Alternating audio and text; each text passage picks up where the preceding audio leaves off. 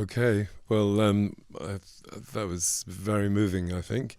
Um, Certainly, when I first saw Ingmar Bergman films when I was in my teens, I just thought that this must be one of the most mysterious human beings that's ever lived, and could never have imagined that we would have such access to him at the man. And thanks to Marie. I should say, by the way, that there is a third film which Marie made about Bergman and theatre.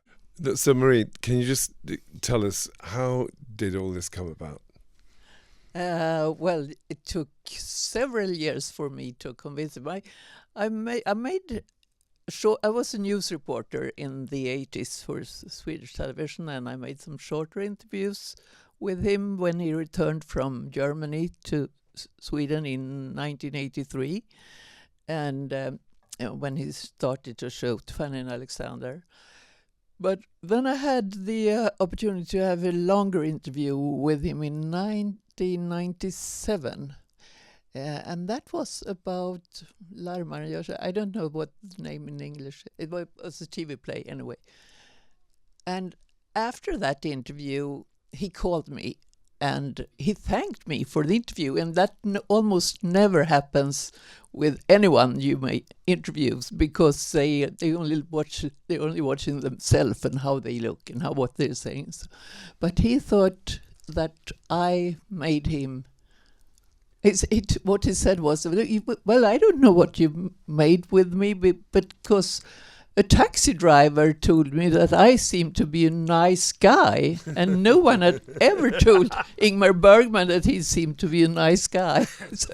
So I think he, and that's when I came up with the idea. Maybe I should be the first one to meet him in his home, in his own world at Fårö. But that took me like 5 more years to convince him, and we had long telephone calls during that time. Yeah. So I mean, obviously you did an interview and he liked it and came across well, and but to do sort of a whole trilogy of films, then how did you convince him that would be a good idea, or did it arise out of the conversations that you had with him? Oh yeah, it did, and it was when he finally decided to end his professional life that he said yes. So he agreed to us following. That was his last visit to the Film City, his last visit to the Royal Dramatical Theatre and his room there, his last visit to Swedish television, and his first, I would say, month as a lonely man at this Fårö Island. So he was ready to look back when he decided that this is the end. Because when we were talking about this a little bit before, it seemed to me that he'd gone into a state that was like Prospero. What do you mean, like? Well, like at the end of The Tempest, where the great magician gives everything up, the sorcerer, and all that stuff at the end about being ready for death and everything. Is that how you see it?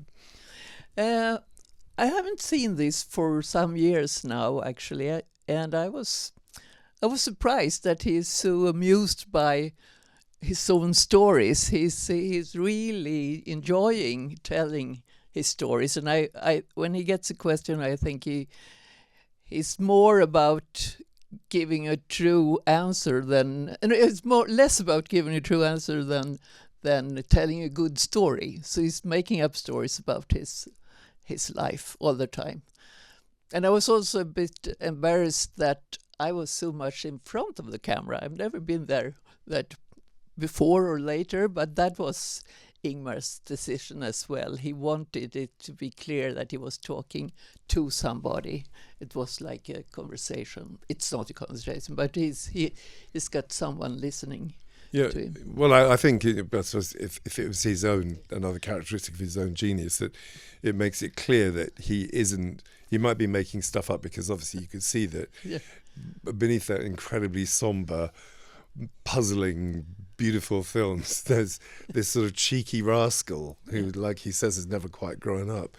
I think because you're there, then it forces some a sort of authenticity into the thing, which I'm sure he would have imagined. I mean, what struck me this time was when he says, I love silence, but I love talking. Yeah. And the island is beautiful and really austere, and the films are sort of kind of disturbing, unsettling, very, very dark. Yeah. And yet he says, what I really like is a good laugh, which is, again, something that you would have thought. He seems to be a sort of compendium of ambivalence. Yeah. And I wonder whether you think that might lie at the heart of why he made such great films. I'm sure it does. I don't know how to express that, but I mean, I wouldn't have spent so much time on trying to convince him to meet me if he hadn't affected me with his films for many decades. I remember I was like 17 when Scenes from a Marriage was on Swedish television, and it really. I was almost living in it, I would say. It was really something we were talking about. I mean, I was still in school at that time, and we were talking about it in school. So he was, and the same year I saw The Wild Goose on theater, and that he made, and I think it's probably still the only time I've been crying on the theater. And it was not his own script, it's by Ibsen, I suppose. And so he has affected me, and I think that's exactly what you are describing, that he's got. So then you presumably you went back to the films that he made his name with, the Persona, Strawberries and Seventh Seal. What did you make of those when you saw them, having come to his work later in its sort of kind of progress? What do you mean? Well, when you obviously when you were 17, he'd made many sort of works, theatre. And then I was in the age to. So what did you think of the early films? Oh, I loved them from the start. Not all of them. I mean, Winter Light is not something that teenage girl is immediately attracted to, but certainly The Seventh Seal and Wild Strawberries, and again, because obviously he didn't make much of his personal life until your films, and I understand that he talks about a very difficult relationship with his father, and there seems to me to be. And it comes out in your films as well, but he's like he goes there and then he wants to retreat into smiling and being sort of sardonic or whatever. An incredible amount of pain that I wouldn't have identified in The Seventh Seal and Persona and Wild Strawberries until I'd seen what you did. Well, I actually think his older brother was the one who. I mean, Ingmar was a very good student. Even he didn't say much. He was shy and careful, but he was. I've been interviewing his classmates, and they remember him being very polite, shy, and also a good student. But his older brother wasn't at all a good student. So I think Ingmar took some of the emotions of his older brother and made them till his own. And I'm not the first to say that. In Fanny and Alexander, it's Ingmar is more like the funny part, the girl part, who is just watching and observing everything around. Yeah. So, but it seems to me that he brings all that with him right to the very end, and the fact that his Ingrid, the last wife, doesn't just look like his mother; she looks like Bibi Anderson and Liv Ullmann as well. Okay. I mean, that there's something singular about what he seemed to be seeking. Well, I don't know. Yeah. I don't know. Well, how is clearly, obviously, I know from Britain and America that he would be to us he would have been the epitome of the cinema that we saw coming in from the rest of Europe, which was very different from British cinema, which wasn't. It was only occasionally drawn to being intellectual, oblique, filmic in a way that he more or less says, if I'm not going to explain it, you've got to work that out for yourself. Which is Antonioni would have said the same, Godard, whatever. How is he regarded in Sweden, both sort of artistically and as a national figure? I would say just in a few moments during his long career, he was popular. He was a broad artist, and that was with, of course, Scenes from a Marriage. That was really I would say half Sweden was watching following this one, and also in the beginning with the tournament, as you saw, it really started the debate about the school where it ended up with you're not allowed to hit the children in Sweden. I don't know, maybe that's international, but we were the first in the world. And yet that came from his. Yeah, it started there. That's the really debate about how you can treat children. Well, that sounds like it does relate to his own experience. Yeah. So he has been a popular artist at a few moments, but most of the time he was only regarded as strange and dark and difficult and not at all popular. No, but I can tell you, when I made these, the critics were not very pleased, because I took away that image of this difficult intellectual artist and made him almost human, and that was not. So you popular. Blew away 40 years of film criticism in one fell something swoop. Like that. Yeah. Would anybody like to ask Marie a question?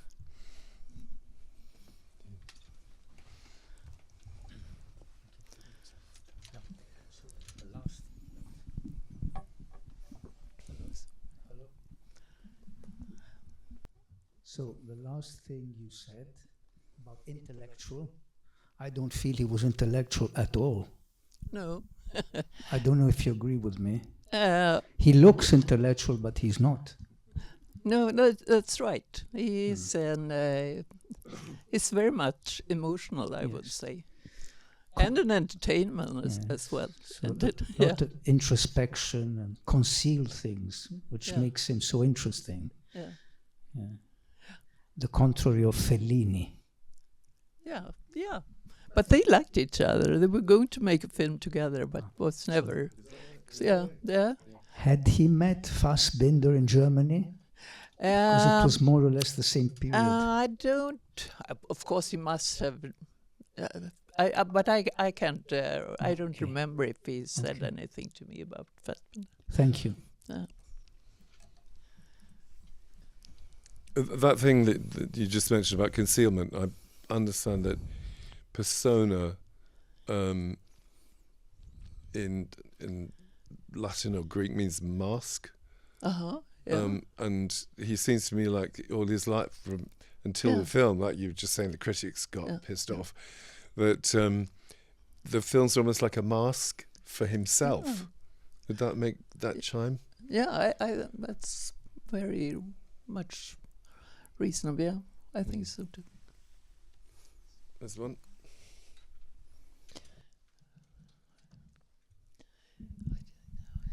Hi there, that was wonderful. I was very struck by the part where he spoke about being family sad.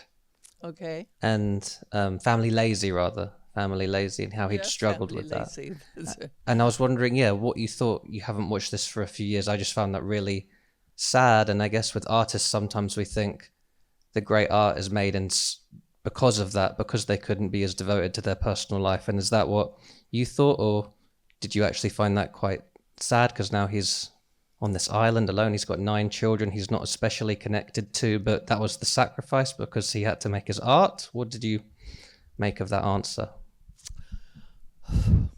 I don't know. I don't think he wasn't interested in children. And but I have made another documentary about his third wife, mother to another Ingmar Bergman Jr., called Little Ingmar, although he's now 75 or 77 or something. And he can't remember living with his father, but his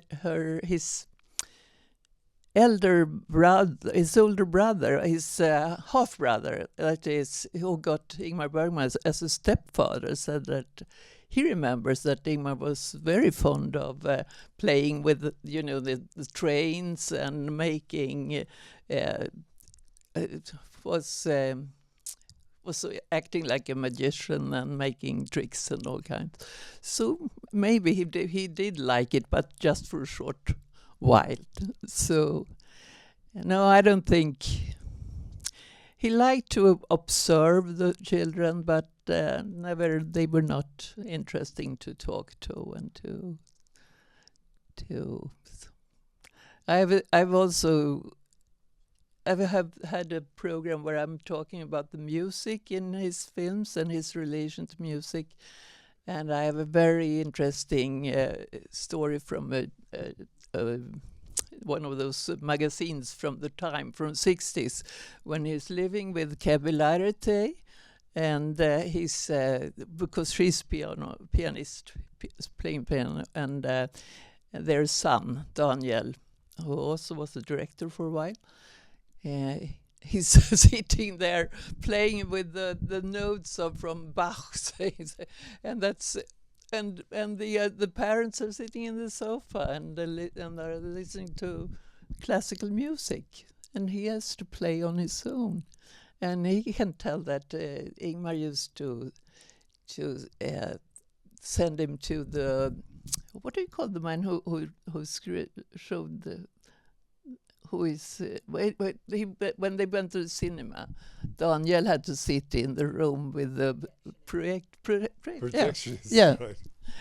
So now he was not interested in children. And I also remember when, when these were made, we still didn't have any cell phones, mobile phones, and I remember when he used to call me. And my daughter, at that time, a teenager, answered, and I could hear her say, "No, you can't. I'm talking on the other line. You have to call back in an hour or so." Because she was not amused by Ingmar Bergman, really, and he was not interested in talking to her either. So. He's pretty hard on himself. Yeah. I mean, he seems to sort of definitely shy away from "I am the great Ingmar Bergman." Yeah. There's very little of that. I mean, only he even then he sort of translates it almost into saying, "Well, at least I'm quite pleased that I was able to be creative." You think, yeah. And what do you think is? Yeah, he always want to make himself dirty in a way, and it's in every, and that makes. It's been hard as a fan and tell her about Ingmar Bergman, because he says that I used to be a Nazi supporter in the beginning of the war, and they had a Jewish guy living in their family, and he said no, he was not. His older brother was. So he was like, it's terrible that he has to make himself worse than he was. In a way, and that was a big deal during the centennial of Ingmar Bergman that happened to be in 2018, perfectly at the same time as Me Too reached Sweden. And if you have been married 5 times and have 9 children with 6 different women, there is something suspicious, and there was always that tune during that year, even though none of his women had anything bad to say about him. So yeah, it's like that.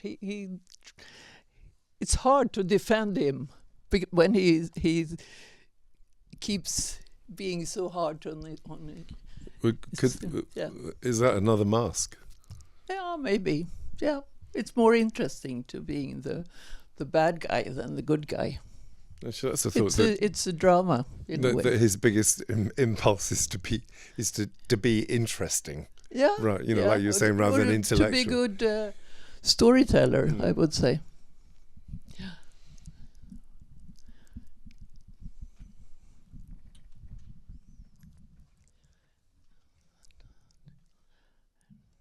Hello, thank you very much for the films. I have 2 questions, if that's okay. The first one is kind of working with this idea of how he has his perspective of reality almost made up, and how do you find a narrative for him and like to present him to the world into these stories? Like, did you find yourself wondering if they were real or if they are not? And it also makes me think of Lynn Ullman's book, because it's also mixed with fiction. So it feels like everything about Bergman is a mixture of reality and fiction, and it's really confusing for me. So I just wonder, how do you find that narrative, and if what are you sticking with? Yeah. I think I can tell what's true and what's a good story, but and if it's important, I want to correct him. I am correcting him when he's talking about his women and how old he was when he made the persona and things. So I,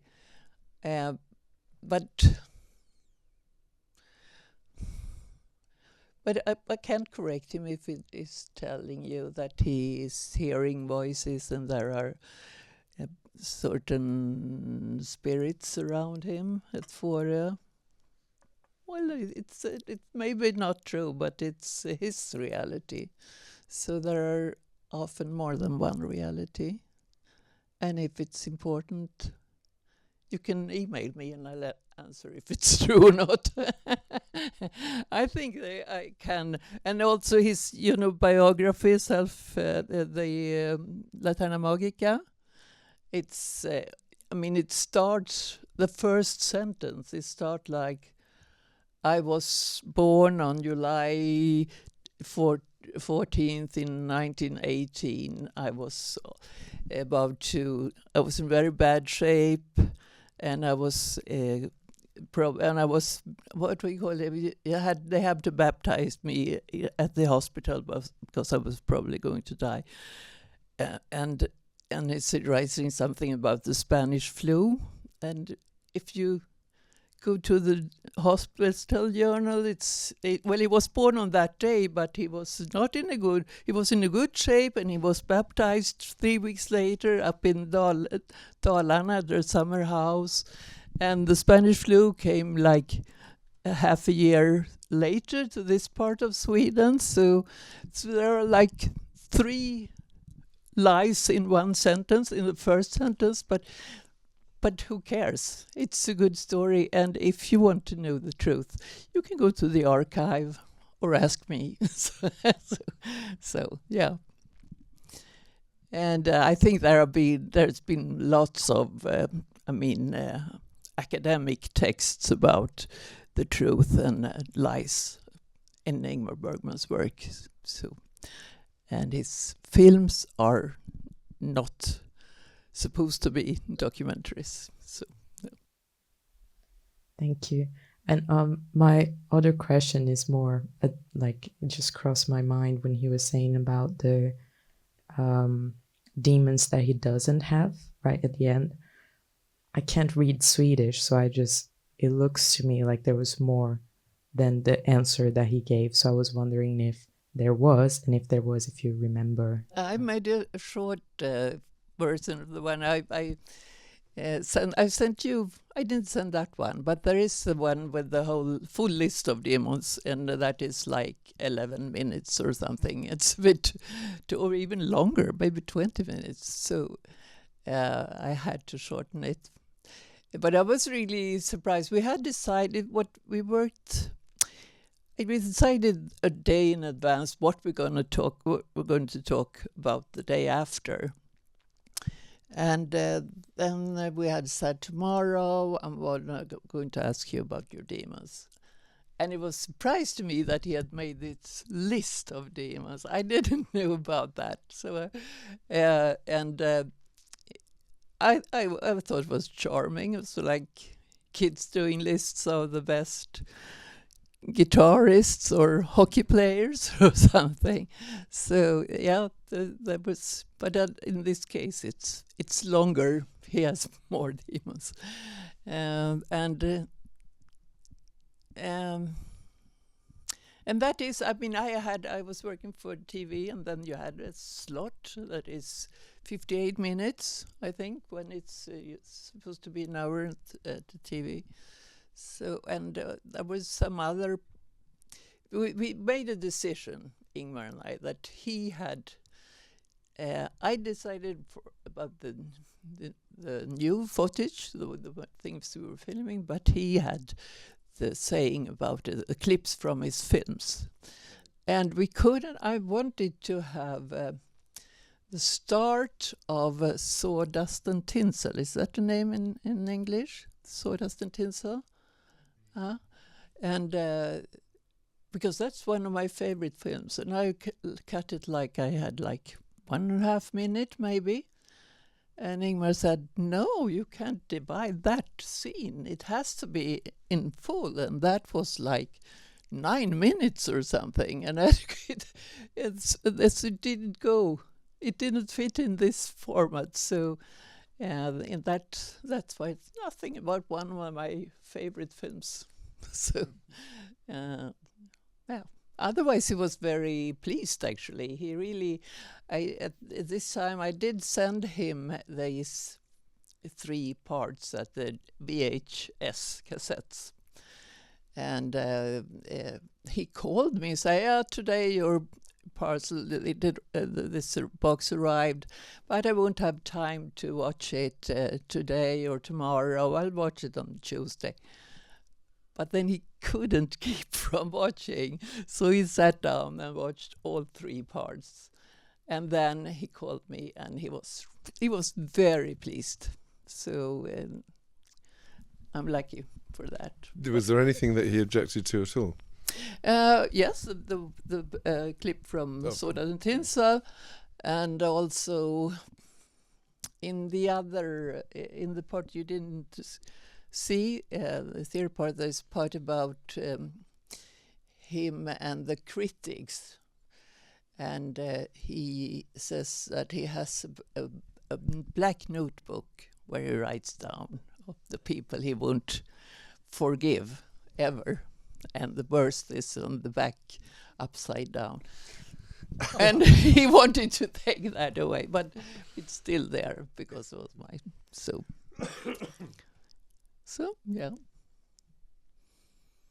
Anyone?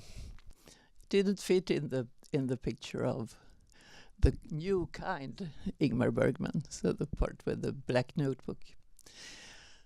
I would like to tell you this this fact that today, the Bergman films, there's of course they still are screened at times, but his most of all very asked for from theaters all over the world, that his film scripts are now plays for the theaters, and that's I think that is really a happy ending in a way, because as long as he was alive, he said no to everyone who asked if they could use the script from Autumn Sonata or Persona to make it on the theater stage. But now it's there. You can meet Ingmar Bergman. You're just mentioning that obviously there are the demons and this sort of faintly occultist attack on the critics. That another ambivalence is that the general impression that we had here was a secular person, but clearly religion runs right the way through from his childhood onwards. So, what did he elect to have? What kind of funeral did he elect to have? He was very, very. He wrote down everything how the funeral should be, and he was watching the funeral of the Pope, like a year before he passed. Okay. And he called me and said, "Can you get me a picture of the Pope's casket?" And yeah, sure, I could. I was still working at the TVs. So, and he took this photo of the Pope's casket and went to the carpenter at Fårö and made the same one. But I think the Pope was by a cedar tree, and this should be from the Fårö fir tree. And I also think that the Pope's casket was only the inner one. He had a golden one or something on top of it. But Ingmar had this wooden casket, and he knew that he wanted to be buried at Fårö, in Fårö churchyard, and to be carried to the grave by only men who was living on Fårö, so not by any of his actors, should be Fårö. And the what else? What was I going to say? And yeah, the most important thing was that his wife, Ingrid, passed away in 1995, and Ingmar in 2007. So that was 12 years later, and she was already buried up in another church in the north of Stockholm. So he had her ashes moved to Fårö, and also the stone with the her name on. So it was. So his funeral was his last great production. Yeah, in a way. And Peter Stormare, he did his best and threw almost himself down to the grave. But I was not invited because the family thought I was. I don't know. Some in his family didn't want me. They thought that I was too close to Ingmar, so I was not there. I was too close to him in a way, and that since they were foster children, were maybe jealous because he didn't talk to them very much, and that's. But they had said excuses now later on, so now we're all friends. Yes, that's good. Yeah. Anybody else? Yeah. Were there any subjects or areas of his life that he did not want to discuss under any circumstances? And what were they? What was off limits? I was living in his guest house for a month, and I was, as you could see, it was arranged when I entered the archive. But I was sitting in the archive and watching, looking at everything as I wanted. And there were one day that I found a magazine, a paper with an interview of Ingrid, his last wife. And there she said that because she was talking about herself, me and my husband, we chose to both leave the house and let the children stay, and they were 4 teenagers. And I and then I saw Ingmar the next day and said, "Why did that? Sounds terrible. Did they really leave 4 children in the house on their own?" And I could see that he got really dark, and he said, "If you say anything that I think is a criticism of Ingrid, I will not talk to you anymore. And he also said, I'm not sure I can say anything about her, because it was still morning. He was very... So that was the crucial. The only thing I couldn't really be open up. I thought was terrible, because another thing is that some parts of Scenes from Marriage is shot in that house where Ingrid lived with her first husband. So so he not only took her, he took their home used as a film studio. Sorry, I couldn't say that to him, of course. So he had a room that was only the room of Ingrid with pictures of her and a window up out of the sea, and and he called it his meditation room, and that's where he went. So she was very much present in his life until his last day. And so I know that he died convinced that he was going to meet her. And I guess that's what you are asking for. So in a way, he came back to that, to God, I would say, and another word. Well, he sort of shies away from it, but that's basically what it amounts to, doesn't it? But it's a very positive view of the afterlife, and he talks at some considerable length. Yes. Yeah, and a positive view of death. Yeah. I think that's just about what we have time for today. But thank you so much. That was a very lovely Q&A, guys. Thank you. Thank you so much, and you are all welcome to email me or whatever if you have questions, because no one asked me about Ingmar Bergman these days.